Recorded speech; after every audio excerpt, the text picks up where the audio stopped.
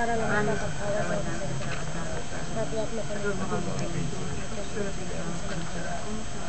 Aba, Ginoong Maria, napupuno ka po ng grasya ang Panginoong Diyos ay tumasayo. Huwag ka po pinagpala sa bayan lahat at pinagpala naman ang iyong anak na si Jesus. Santa Maria, Diyos Golati, sama-sama ka sa Espiritu Santo. Ave Maria Purísima, sa ngalan ng Ama ng Anak at Espiritu Santo. Ang mabuting balita ng Panginoon ayon kay San Lucas. Puri sa Panginoon.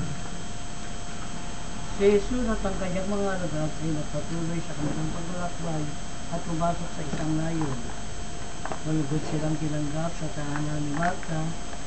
Ay kapatid siya si Maria na naupo sa may paanan ng Panginoon upang makinig ng kanyang tinuturo.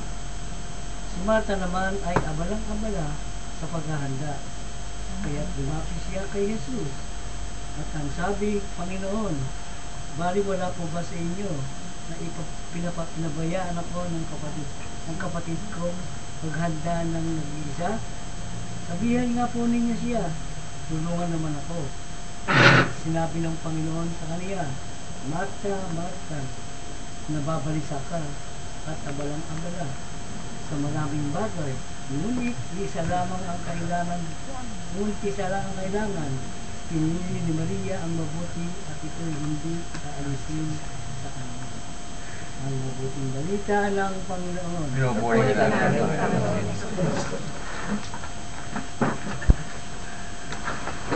Magandang hapon sa napag-alaman natin na yung mga Samaritano ay hindi maayos ang kanilang relasyon sa mga Hudyo dahil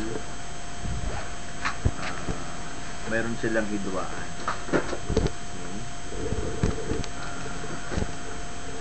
Nakita din natin doon na hindi mahalaga yung estado ng isang tao. Ano yung pinakamahalaga dito dapat? Ang pinakamahalaga dito yung iyong kapwa. Sino pinakamalaga? Sino ba yung kapwa mo? Sino ba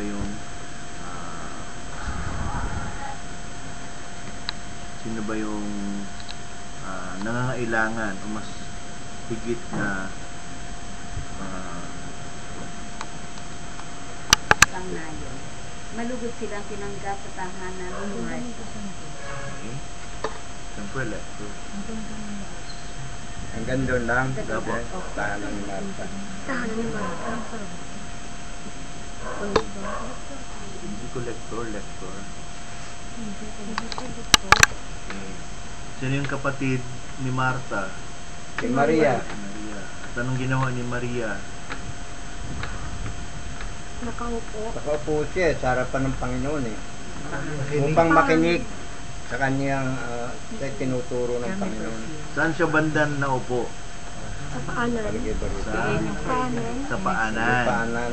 Kasi may ano yan eh, sa yung konteksto na yan sa paanan, may symbolism yan bakit sa paanan. Bakit sa paanan nakaupo lagi pag nakikinig? May ano yan eh, Hanggang sumunod. may ano siya, may paliwanag kung bakit nasa paanan. Bakit laging doon laging pinapaliwanag nandoon yung sa paanan. Upang makinig. Hindi ba yung tanda ng pagpapalitin? Pwede rin. Tanda ng pagpapaalipin. Upang makinig. Pwede rin kasi ano diba si Tradisyon nila yun eh. diba hinugasan ni Jesus kasi Parang nakapokus siya. Parang nakapokus. kumbaga hindi siya yung hari na pag dinigura mo siya yung nagpapalingkod sa mga alagad. Sa Kaya paanan yun din isang simbolo na kaya sa Ibig sabihin ng paanan, baka pag may sa paanan ng Diyos. Kahit nalayo ka, nasa paanan ng Diyos. Parang nakapokus po siya pag nakikinig. marami siya. Okay? So, isa-isahin natin. Yung pangalang Marta, ang ibig sabihin ay lady. Para matahimik si Ma'am Carol sa kay Maria. A feminine form of Lord. A feminine form of Lord. Oo. Diba? Lady. Lady, L-A-D-Y. Lady M. Lady Martha. Marta. Yung Mary naman, yung kanina binabanggit ni Brother Andy, isa si Maria ng Magdala, ay hindi ito yung Maria, o hindi isa si Maria ng Magdala. Itong Maria ang tinutukoy. Siya ay isa sa 7 Maria na binabanggit sa Biblia. So 7 yung Maria sa Biblia na binabanggit. 7 Maria yan. Yung isa dyan si Birheng Maria. Kasi may 6 pa. Akala ko yung 6 lang, 7 pala. Hindi kayo na-inform. Hindi ba ano yun? Okay. So, i-post ko yung sino yung 7 na yon. Pero tama yung binanggit ni Tatay Pito kanina. Si Maria, Sila Salome, sila yan, Jose, tama yon. Si Jacobe. Salome, Jacobe, si Maria Jacobe, at Maria Magdalena. Okay. Yan yung, so 4 na yan. 4 na yan, so may 3 pa. 2 na lang pala kasi sinama ko na si Birheng Maria. Maria Salome, Jacobe, Salome. Pero si Martha hindi, no? Martha siya talaga. Martha So, Mama Mary, Mary of Bethany, Mary Magdalene, tsaka Jacobe. Maria Jacobe, Maria Salome. May isa pa yun. Bethany, Maria Magdalena, Maria Salome, Maria Jacobe. So bakit daw kailangan nakaupo sa paanan? Yan. Bakit nakaupo sa paanan? Pwede na ako naman eh. O nga, bakit kailangan nakasalampak o nakaupo sa paanan? Ano bang ibig sabihin nito? Ito daw ay Upang dakpin ang mga kaanib ng daang ito at dalhin sila dito sa Jerusalem ng nakagapos upang parusahan. so doon sa talata 3 kasi hindi siya malinaw yung nakaupo, hindi nabasa ron. Hindi eh. Ah, Wala. pakiulit mo nga po. Yung sa 3 lang. Sa Treo. Ako isang Hudyong ipinanganak, ngunit lumakarito sa Jerusalem. Ang aking guro ay si Gamaliel. Yan. Sa English kasi mas mababasa siya. I am a Jew born in Tarsus in Cilicia, but brought up in this city at the feet of Gamaliel. Yun. Tinuruan siya, pinalaki siya sa pamamagitan ni Gamaliel at the feet. Ibig sabihin, at the feet, nakaupo o nakasalampak sa paa ni Gamaliel. Sino siya salita niya? Sa Pablo.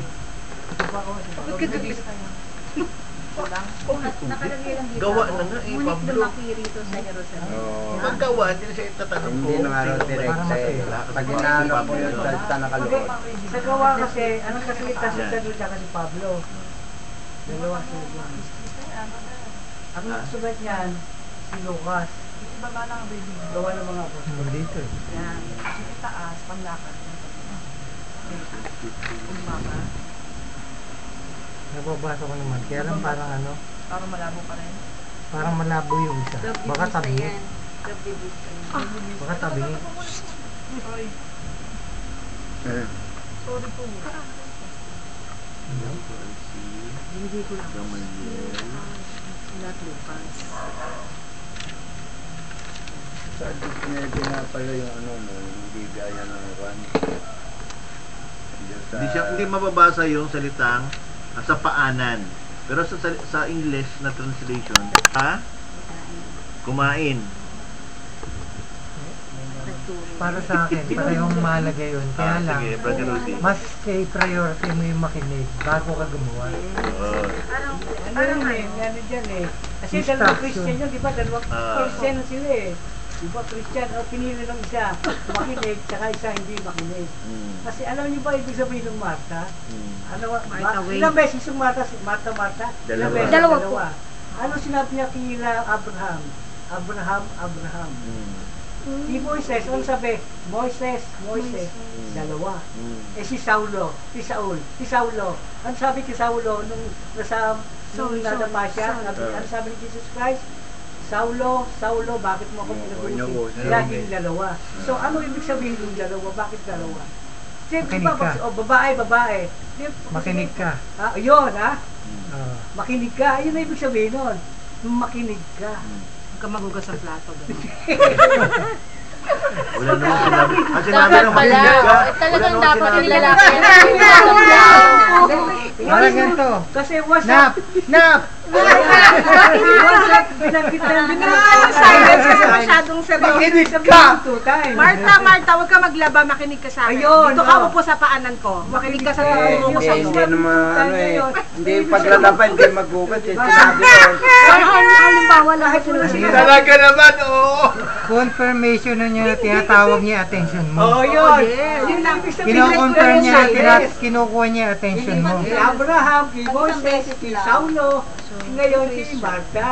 May ibig sabihin yun, makinig ka. So ngayon, yung abalang-abala, ano ibig sabihin nun? May malalim na Abala-abala sa maraming ibig sabihin. Tawag kita, huwag ka maghugas ng plato. Alin? Yung salita mo, Nagtatanong nga kasi ng tama-tama. Sasabihin mo, ano po Kasi yung abalang-abala siya, Panginoon? isa lang naman ang kailangan. Ano po yung Panginoon? Ano yung may mas paglilingkod ko malalim sa yun. inyo? Mas may iba siya priority. Pero, yung gano'n, kung tutusin, mga ginagawa ni Marta dahil kaya siya naganda ng pagkain, pari pakain sa Nakakalimutan mamaya ka niya na yung magsabi. dapat. Ano gano'n? True to life yun. True to life. I love you. Oo, I love you. Mahalaga yun. Pero hindi mahalaga yun. Hindi na Okay, Wala mahalaga mo yun. sa akin sinisira. Ano O, sabi? diba ganun yun? For For example, Nag-gets nila yung Marta, no? For example, Bare Andy.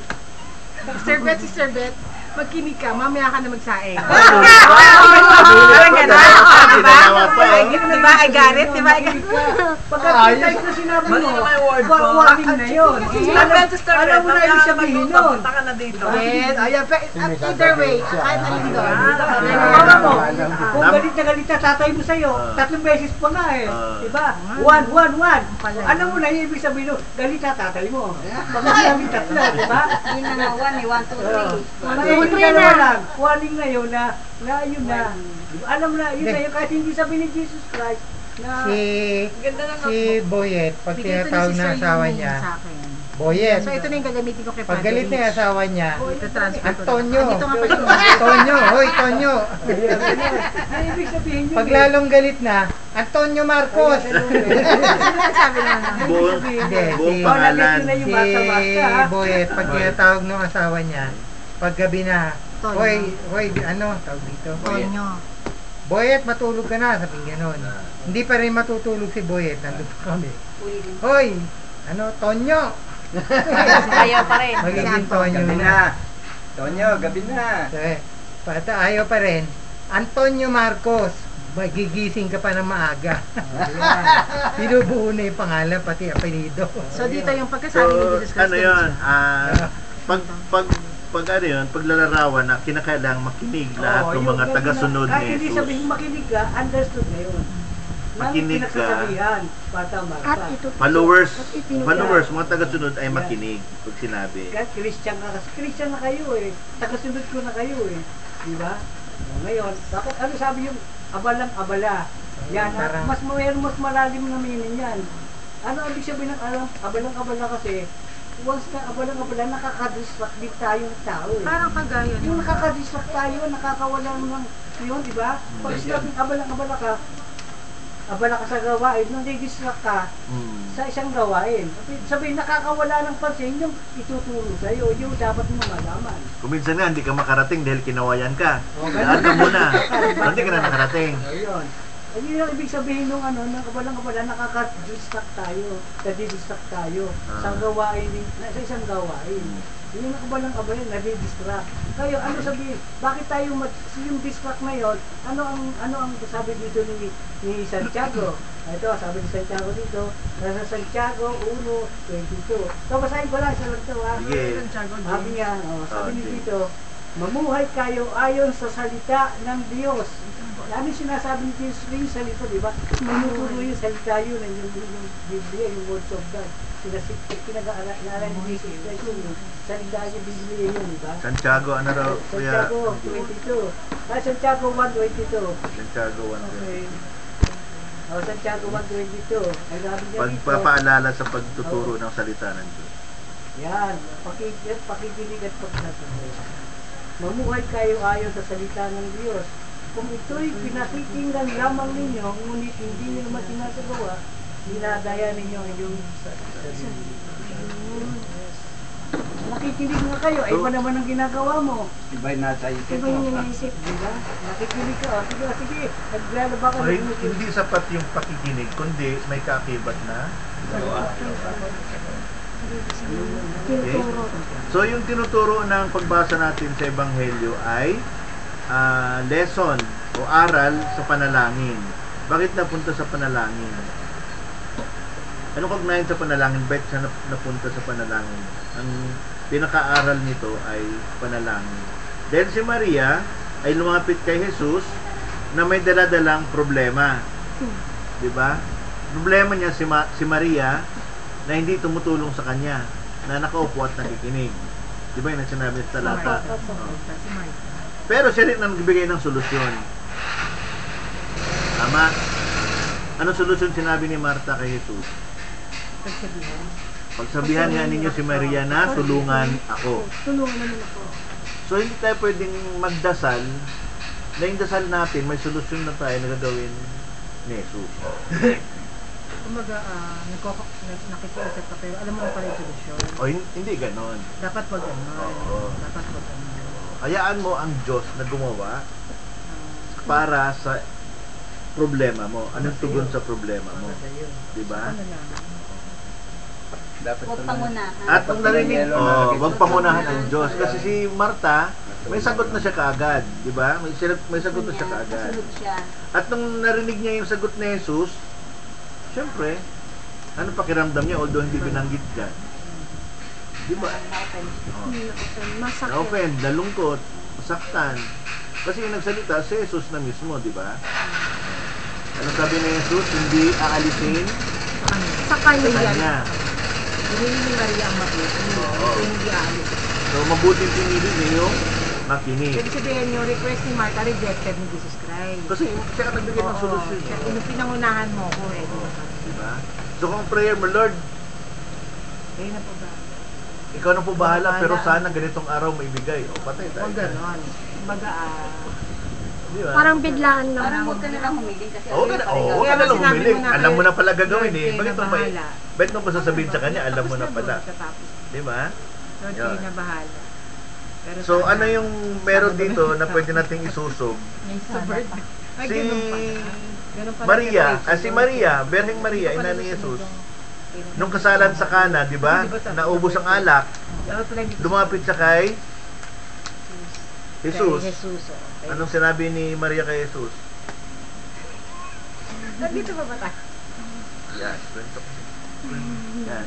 So lumapit si Maria kay Jesus at kanyang sinabi, wala na pong alak na ihahain. At umalis na siya. Kasalan sa Cana. Oh, di ba umalis na siya, hindi niya sinabi kung anong gagawin ni Jesus. Ganon ang panalangin. Sabihin mo sa kanya, ano yung problema? At hayaan mo siyang gumawa. Wala na bang ibang salita? Basta Tanong mo sa sinabi akin lang, eh, ubus ano na sabi niya sa alak. alagad? Tanong mo sa akin. Brother Red, yun lang ang tinukoy. Ubus na ang alak. Wala nang ibang... Wala siyang sinabi na, anak, magmilagro ka na. Wala ang sinabi. Basta't nung nasabi niya yon, iniwan niya si Jesus. Pero sumagot si Jesus na Sa sarili niya hindi na. pa niya oras, ano. Oo. Sinabi niya hindi pa niya oras. Hindi pa niya oras. Pero hindi sinabi ni Maria na, oh, anong hindi mo oras? Anak kita! Oh, walang ganon. Pero matalino si Maria. Oo. Sabi niya dun sa mga gawin ninyo ang ano masabihin niya sa Yun, inyo. yung sinabi niya sa mga alagad. Ibig Pero sabihin, sabihin niya, nagpapayag siya ng pagtitiwala na tutuparin ni Jesus yung Ginawa rin request ni niya. Jesus. Kaya nga si Mama Mary intercessor natin. Parang Diba? ginawa rin ni Jesus yung Parang utos ganun, ng kanya parang ina eh. Kasi nga sinabi ni Naka- Maria, nakamigay. ano man ang sabihin ng taong ito, Sundin nyo. Sundin nyo. siyempre, nanay mo yun. Pero hindi niya sinabi na, nak, kailangan wala, hindi niya inutusan. Oh, hindi naman nilutusan. Ibig sabihin, nasa kanya pa rin. Oo, ampat siya. Sa kanya pa rin, Oo, di ba? Sa kanya pa rin yung pasya. Pero parang sinunod rin niya yung parang request ng kanyang... Bakit niya sinunod? Kasi ito yung gusto niyang ituro din sa atin. Para wag mapaya Maging yung... masunurin para sa... wag mapaya. Una-una para wag mapaya yung may boda. Mario, tama yun. Pero ang pinakaano doon, pinakauna is para ituro din sa atin na maging masunurin sa ating mga Sa magulang. magulang. Masunurin sa magulang. Nanay niya yun eh. Diba? Sabi yun. Anak, wala na silang... Kaya iniwan ni Maria yung tugon doon sa problemang kanyang tinihain. Bahala na siya kung anong solusyon. Magpapabili ba siya ng emperador? Bahala na siya. So sinabi niya, walang alak. So si Jesus ang gumawa ng paraan. So yun yung kanyang first miracle. Yun yung unang himala. Yung kasalan sa Kana. No? So yung hiningi ni Martha magkaiba doon sa senaryo na yon, dahil si Martha mayroon na siyang sariling solusyon. Kaya maaari pa rin panalangin yung tinuturo dito sa ebanghelyo na to, yung panalangin. At yung isang tanong dito, ano ba yung mahalaga? Dumating yung isang pagkakataon na mayroong imbitasyon, dumalo sa isang pag-aaral. Ano yung mas pipiliin natin? Kagaya sa Sabado, meron tayong classroom management. Ilan ang dadalo? Special request ito ng pamunuan ng Paska. Wala na ako sila Rudy, wala rin, di ba? Wala kayo, brother. Ako, wala kayo. Hanggang tanghali lang naman yung 8 to 12 yun. Ano yan? Tanghali lang pala eh. 8 to 12. Kalahating araw lang yun. Ay pala eh. 8 to Pwede 12. tayo, pwede. Classroom management. Magang may Bago alas. tayo sa... Pwede ko makapunta doon sa Gabena ng Fatima. Gabena ng Fatima. So ano yung pipiliin nyo? Yung seminar. Ang ganda ng topic. Maganda kasi yung... Isa sa buhay mo yun. So ano yung pipiliin mo? Yung nakakabuti? O yung para sa sarili mo? Ano siya? Choice mo dyan. Ang gagawin mo sa Pampanga ba? Ano yung mas pipiliin mo? Kasi yung mga ganong pangyayari, parang nagre-reunion kami doon. Mayroon din talaga pag nasa Bihira yung ganong okasyon na magkakasama-sama kami. Okay? Kaya yun, individual choice. Kayo masusunod kung ano yung matimbang sa pagpipilian nyo. Kaya may kaugnayan pa rin ito nung ebanghelyo na nakaraang linggo, kung saan may choice naman yung pari at levita na tulungan yung Samaritano. Pero hindi nila ginawa dahil sa kaugaliang meron sila. Pero meron silang choice na tumulong. Hindi kaya nung Samaritano, talagang tinulungan niya. Kasi yun yung natutunan niya na sinasabi ni Jesus na Mamaya pa. Bakit mamaya? mahalin mo ang iyong kapwa. Mamadali ako. Kailan ka naman din? Dati na ano na natin to eh, Brother Ed. Tama yung nagsabi na tama si Brother Tito.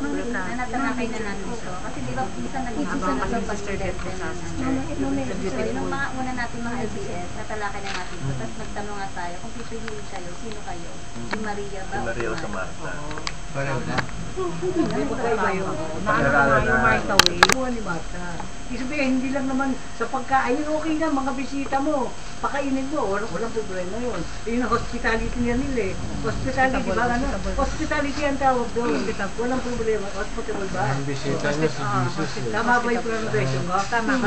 Tama yun. Hospitality Pero ni di ba pag nililingkod pa rin kay Jesus yung... Kasi yung magiging hospitable dito sa Pagkagawain na Pilipinas. naukol, pagkagawain na naukol Hindi, sa si Jesus yung kaligtasan mo, eh, hindi mo na Hindi, Jesus ang ipapaunahin. pinaglilingkuran. Kaya nga, alisin natin yung gawang sanlibutan. Gawang Talaga si sanlibutan. Jesus Christ yun. Kasi si Jesus ang Alam mong dumating. Dapat alisin mo yun. Kagaya ngayon, nag-LBS tayo. Abala sa pagbebenta. Grabe naman. Layo niya eh. Joke Pero lang. diba, pero totoo. pero diba nung pinusa na pabango yung mukha niya, natuwa siya. At saka, ano, pinahira ng pabango yung buhok niya. Oo. Binuhusan Yun ng yung eksena na yun pabango. natin. Di ba na, yun paglilingkod Pinabanguhan. din sa kanya, pero natuwa siya doon. Yun si Magdalena Ibang na eksena nga lang. Yung kasi yung pinabanguhan yung paa ni Jesus Christ, nandun si Judas, di ba? Oo. Ito ibang eksena rin kasi to. Oo. Di ba natuwa siya, sabi Kasi niya. siya yung umano doon sa pabango eh. Sayang yung pabango. Oo, so nanghinayin siya kasi mahal yung pabango na yon na kinukonsider na 1 year nakita ng mga Kaya, laborer nung araw, nung panahon na yon yung pabango na pinahid ni Maria sa paa ni Jesus Christ. Kaya Libo yung ang lagay. Nanghihinayang si yung Judas, tapos paglilingkod sa binenta Diyos, na lang yung niya. paglilingkod Yun yung talata na yun. yung Which is paglilingkod different ng naman sa babae talata na na to ngayon. pabango, Yung at pabango saka yung pabango paglilingkod ni dyan. Marco, pareho lang yun ang mahalaga. Alam ko yun, yung sinasabi mo, hindi nga nandito sa eksena na to. Hindi yun. si Sir Carol. Si Sir Carol, yung Sige, hindi ko na alam. yung halaga ng pabango, 30 pilak yun. Po? 30 pilak halaga Opo, ng yung halaga po pabango. ng 1 year na presyo ng perfume na binuhos sa paa ni Jesus na nanghinayang si Judas kasi pag pinagalitan niya ba parang gano'n na Kasi bakit pinagalit sa paa kino-profit ni niya yun, kaya Ayun. siya kunyari lang Sayang. yung Judas ang Panginoon. tagapamahala ng pera. Sabi niya, Mayawak ng pera. naibigay sana sa mga dukha yun. Imbis na Sabi na sa paa ni inaksaya Jesus, yung hindi pabango. Panginoong Jesus nga yun. Sana binenta nila maibigay sa mga dukha. Pero sa totoo, dinudugas niya yun. Kasi siya yung siya yung treasurer eh. Siya yung naghahawak ng pera nila. Dinudugas niya yung kinukupitan niya. Magkasama kayo sa isang bahay. Na? Isang nalulungkot. Ngayon, anong munang promise kayo ni Jesus Christ? Huwag sa tayo nakinig, sumunod sa Kanya. Sabi natin sa pahayag, ayon sa pahayag, 1:3, ang sabi niya, pinagpala ang Ayan, bumabasa ng aklat na ito Revelation.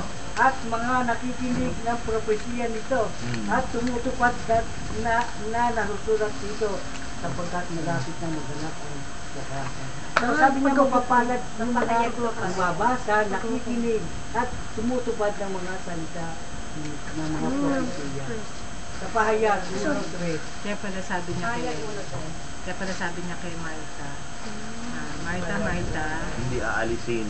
hindi aalisin sa kanya kasi ginawa niya yung mabuti. Yun, oo. Kasi nga pagdating mo dun sa promise Pinili niya, niya yung mabuti. Hindi naman ibig sabihin na pares lang na mabuti yun. Kasi yung ginawa ni Martha, parehas sila kaya lang paglilingkod pinangibabaw din ni kay Lord Jesus. yung mabuti. Ang inaano lang ni Jesus, Yung mas mabuti. unahin mo muna yung makinig Yung mas mabuti. bago ka gumawa. Diba kahit naman sa Ibig sabihin, sinasabi ng mga unahin mo muna yung sa ating mga katikista, unahin muna natin yung pagkilala kay Jesus bago yung pagtuturo ng kanyang mga Siyempre, salita. ano ituturo mo kung di mo kilala si Jesus Oo. Christ? Diba? Unahin mo muna yung makinig sa aral ni Jesus bago ka gumawa ng paglilingkod kay Jesus. Parang LBS natin. Yan. Makinig muna tayo bago kumain. Very good. very good. Basta siya lahat. Basta siya yung una lahat. At least- Siya yung una. At least na meron na tayong mga okay? So, muna tayo dun sa Genesis. Nag-silences na ngayon. First reading. So, yung aklat ng Genesis ay unang aklat sa Biblia.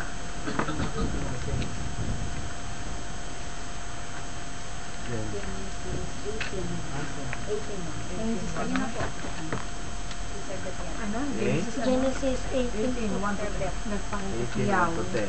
Okay? So, wag natin basahin. Anayin man natin siya. So, so yung salitang Genesis ay mababasa siya sa pag-unawa doon sa salitang Genesis ay mababasa sa chapter 2 verse 4. 18 po. Sige, pakihanap. Chapter 2 verse 4. Kasi English ito. Genesis 2 verse 4. Genesis 2, no? Sa English nakalagay Ibababa mo ay lang yung ano mo, yung libre mo. Verse 4. Sa umpisa. Paglalang yan. Ito po. Namin likahin. Ganilya ng Diyos. Dahil ito'y mamasdan.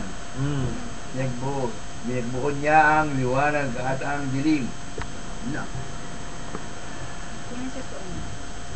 chapter 2 verse 4. 14 verses ito. 14 verse lang yan. Bakit na-derive yung pangalang? Verse For- 14. 4. 2, 4. Ang halaman na ng Biblia. Ganito ang paglikha sa langit at lupa. Nanlikhain ng Panginoon Yahweh ang lupa at lahat ng bagay sa lupa. Kailangan niluta ng Diyos ang langit at lupa. Wala pang anumang, ba't 5 ngayon wala pang anumang halaman? Nasya ng Diyos yung kayo The heavens and the earth were finished. Ang langit at ang lupa ay natapos at ang lahat ng nandito. Okay, lahat ng nandoon. So yung salitang Genesis, yung generation na yun, yung paglikha, no? Langit at ng lupa. Tradisyon ay nagsasaad na si Moises ang author o nagsulat ng bagay na ito. Sinulat niya na mula nung panahon na yon naipasa sa pamamagitan ng salinlabi, oral tradition. Naipasa hanggang sa panahon natin ngayon. Kaya nga, yung ano natin, meron tayong dalawang tradition, oral at saka sacred scripture. Yung oral, yung etong pinagmulan ng kwento, tapos yung sacred script, yung Biblia ang nabuo. Sacred scriptures. Yung oral, salinlabi ng mga kwento. Kasi yung scripture, yan yung another term ng Bible. Ano yung laging binabanggit ni Jesus nasusulat? Saan nasusulat yan? No? Di ba wala pa namang Biblia yan? Ano yun sa Torah? Yun yung sinasabing ano, yung sa Torah oral. ba yung nasusulat? Yung mga sinasabi niyang, ano nga nang tinukso siya, sabi niya, nasusulat, huwag mong tuksuhin ang Panginoon ng Diyos. Saan Doon yun? yung nagmula, sa Torah. Sa Torah yun. Oo. Yung pagsabi niya, di ba ginamit ng demonyo yung talata? Sinagot niya sa pamamagitan din ng talata. Di ba? Kasi nandoon na yun siya sa Ten Commandments na ibinigay ng Diyos kay Moises. So, doon niya inano yun. Kasi, yung pagpapalakas ni Jesus sa mga utos at atas, hindi pa niya ibinabahagi. Gaya nung nilinis ko na yung mga bagay na pwede nang kainin, di ba?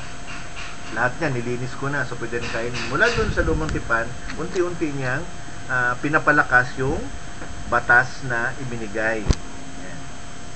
So makita natin dito sa Genesis yung unang 11 chapter. Mababasa dito yung creation, yung malaking baha o pagbaha, yung Tore ni Babel, at iba pa. Pagdating ng 12th chapter, mababasa na natin dito yung mga pangyayari.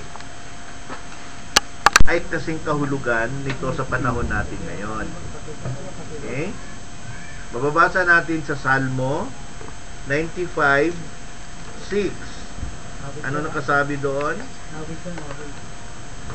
Tayo'y lumapit sa Kanya, sumamba at magbigay galang. Lumuhod sa harap nitong Panginoong sa atin ay lumalang. Okay? So yun ang nakasaad sa Salmo 95:6. Na yung Panginoon na lumalang sa atin, tayo magbigay galang sa pamamagitan ng pagluhod. 95:6. Okay? Sa punong kahoy. Sagradong punong kahoy. Tapos,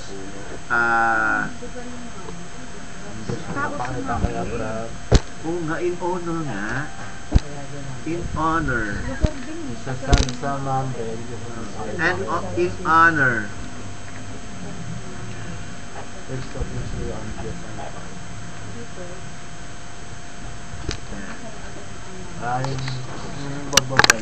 Kaya ang ating pag-asa na tayo'y makakabahagi ng kalawalatian ng Diyos.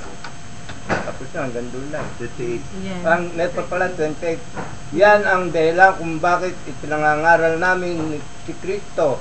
Ang lahat ay aming binabalaan at pinuturuan ng may buong kaalaman upang mahirap namin sa Diyos ang bawat isa ng ganap at walang kapintasan dahil sa kanilang pakikipag-isa kay Kristo. Amen. So, dito, yung pagpapahayag ni Pablo sa pamamagitan nung Ebanghelyo. Okay? Ang salita ng Diyos. Oo, sa pamamagitan ng Ebanghelyo. So, yun yung kanyang ipinapangaral dito sa Colosas. Okay? So, yan, binanggit niya lahat yung kanyang ginawa. Di ba? Yung nakaraan, Sakit. running the race to win. Di ba? Yung aking pagtakbo ay kailangang aking tapusin para sa Panginoon. Binanggit niya rin dito yung kanyang mga paghihirap. Kailangan itong pagdaanan para kay Jesus, para kay Kristo. Kailangan gawin para kay Kristo. Kaya pagpatuloy niya. Pagpatuloy. Okay? Pinili ako ng Diyos upang ipahayag ang salita. So tayo, dahil niyakap natin yung pagiging katikista, lubusin na natin kasi sabi nga ano pat nandito ka kung hindi mo naman ipagpapatuloy yung gawain na ito. Hindi naman pwedeng gusto mo maging katikista pero ayaw mo magturo. So, hindi mo matutugunan yung pagpapahayag ng salita ng Diyos. Parang gusto mo lang tawagin ng katikista pero wala Para palang pwedeng gamitin sa Gusto mo lang daw tawagin kang katikista pero wala ka namang ginagawa. Diba? Kailangan taga may kasamang paglilingkod, pagtitis, paghihirap. Pero wala naman po yata sa mga katikista ngayon na hindi nagdaan sa katikista. Pero siguro nagsawa na. Hindi ka pwede magsawa kasi hindi naman sinabi sa... Hindi kasi yung ibang may edad na. Ayun, ako may sakit. Pero Yung iba namatay silang katikista. Kung hindi na kaya, ganun. Pagka lahat naman ay talagang pag naging katikista. Galing sa ayaw magturo. Lahat ay binabalaan at tinuturuan ng may buong kaalaman upang maiharap sa Diyos ang bawat isa. So bilang katikista, ito yung dapat nating gampanan. Yung pagbababala sa kanila. Pagbabala at pagtuturo sa kanila ng buong kaalaman para makilala nila kung sino ang Diyos at maging ganap ang kanilang pananampalataya sa Diyos para manatili yung ating pakikipag-isa kay Kristo. So yun yung nais niyang pahayag ni Pablo sa kanyang pangaral sa mga taga Colosas. Sa taga Colosas. Ayan. Okay?